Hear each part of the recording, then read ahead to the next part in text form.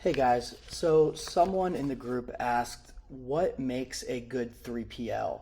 And that is a very complicated question. And so I sat down and made a couple pages of notes here to walk through kind of the breakdown of the three different categories that I think really define what a good 3PL is versus not a great 3PL. So let me walk through those with you guys today. Um, Three different ways that define 3PL excellence. Number one, pricing. Number two, communication. Number three, warehousing and shipping SLAs or service level agreement. So let's start out with pricing.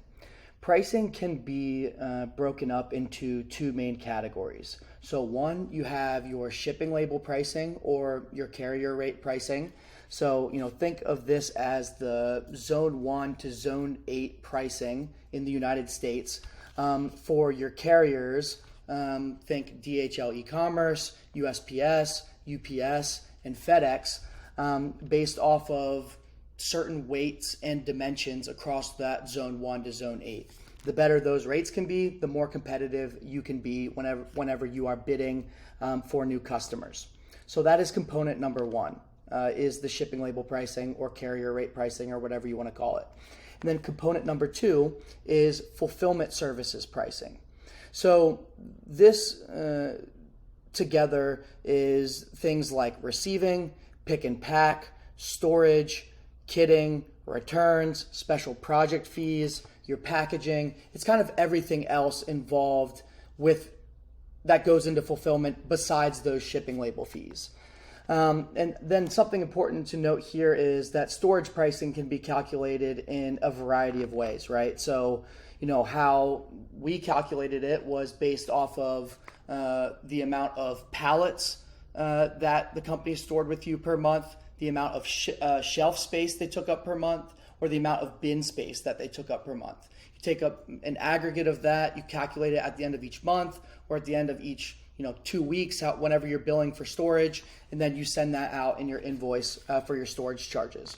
Or more recently, some of the bigger 3PLs and even boutique level 3PLs that have access to a WMS that allows you to bill like this are billing via Cubic. And Cubic is interesting because it is much better for the 3PL's cash flow because it will bill for the cubic area that the customer's product is taking up in the warehouse in real time. So you can bill on a daily basis for the exact amount of space that your customer is taking up. What's tricky about it is from the customer perspective is the transparency. It's much harder to calculate what your storage costs are going to be from a cubic perspective than it is to visualize from a pallet, shelf, and bin perspective. But both have their pros and cons. So the aggregate of your carrier pricing and your fulfillment service pricing is going to be what you package together to give to your customers, to give to prospective customers, to get what your all-in pricing is. And I highly recommend, giving both your carrier rate pricing and your regular fulfillment service pricing at the same time so they can have an all-in idea of what your pricing is going to be when comparing you guys against other 3PL options. The next pillar of a great 3PL that we're going to move into now after pricing and actually before I finish up pricing, I want to say this as well. I'm going to do another video series deep diving into what is good pricing, break down all of those different components across certain scopes of work like high SKU customers, high monthly order volume customers, based off of what geography the 3PL is in, to show you guys what good national averages are for pricing, what is competitive pricing when it comes to a 3PL. So that stay on the lookout for that series. Now we can move on to communication. The second pillar of what makes up, in my mind, a great 3PL operation. So communication, your 3PL should have real-time chat support between your team and the warehouse team responsible for picking and packing and receiving of your inventory and the orders. To me, this is the gold standard in communication. Why? Because this truly this truly enables your 3PL to act as an extension of this e-commerce brand's business, to be able to communicate with the people actually on the warehouse floor in real time via Slack and let them know things like, hey, we need 5 pallets of X SKU palletized and prepped for FBA to go out 1 week from now. That is infinitely better than trying to put a support ticket in, waiting 72 hours, saying a prayer that it gets triaged to the right person, waiting another 72 hours for it to come back to you. That is one of the reasons boutique level 3PLs are so powerful, is because they can talk to you in real time and give you that higher level of support that you just can't get from venture capital backed 3PLs. And we all know in the world of e-commerce and how quickly things are moving, you're constantly adding new sales channels. You're constantly adding new retail suppliers to have to prep and fulfill into their distribution networks. Something's constantly changing from a receiving perspective. You're adding new SKUs. You just need to be able to talk to people in real time, or your operations quality is 100% going to be sacrificed to your end customer. It's just something to note.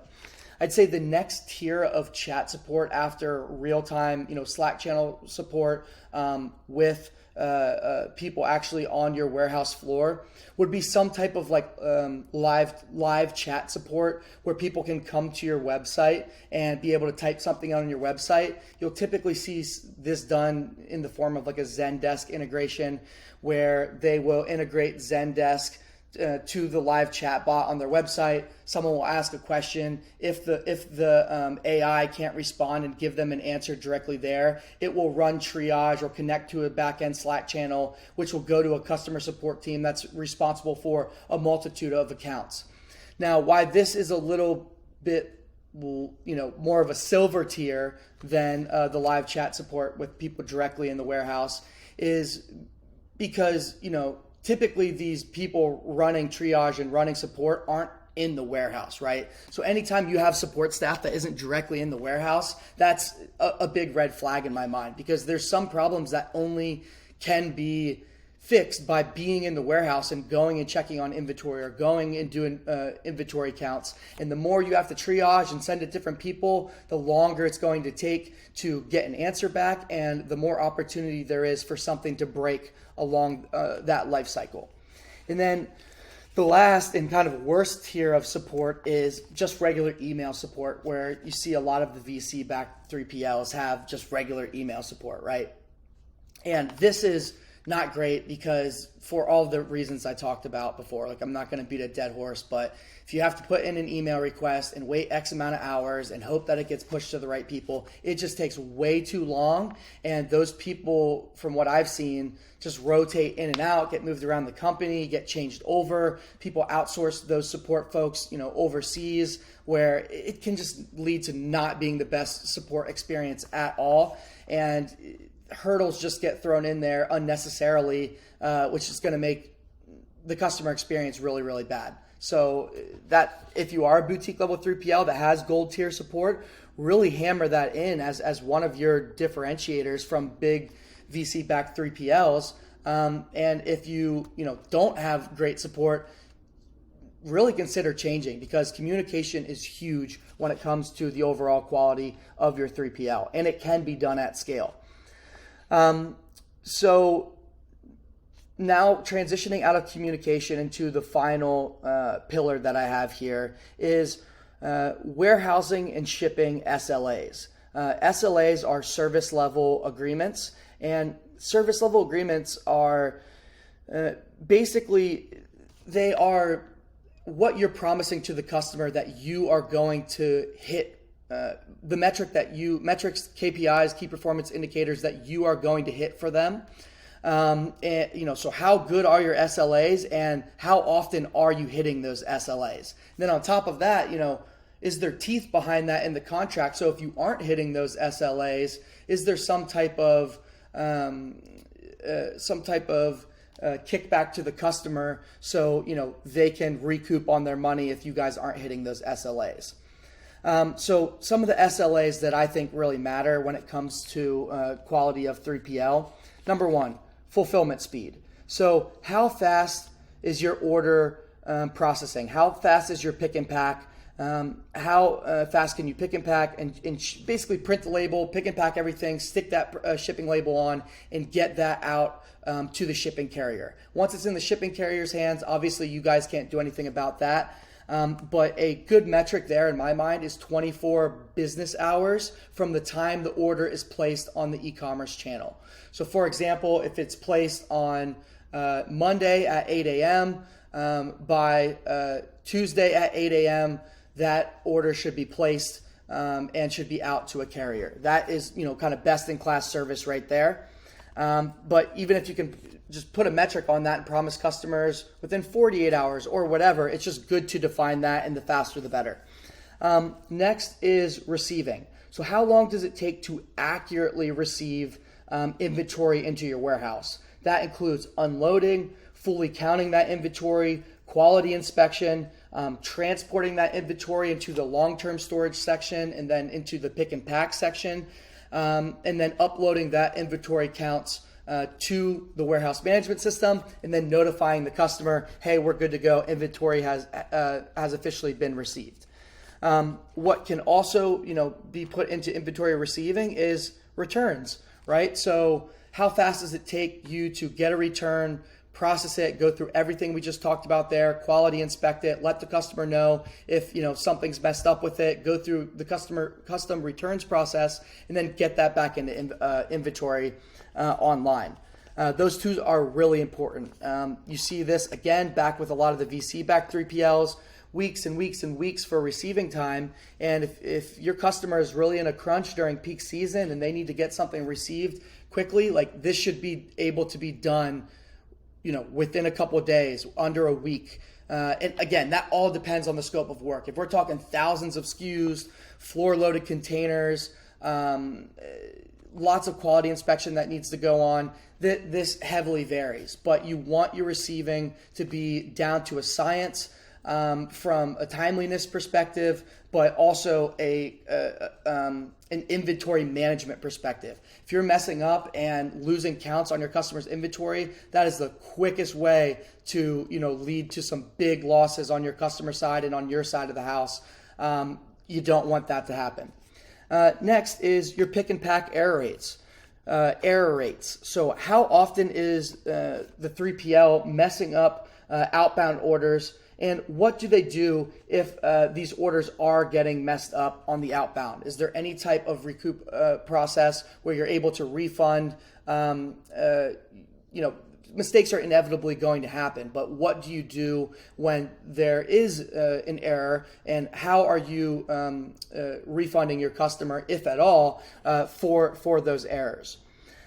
Next, so special projects. This kind of ties into communication pretty heavily. So things like FBA prep, kitting, B2B and retail fulfillment.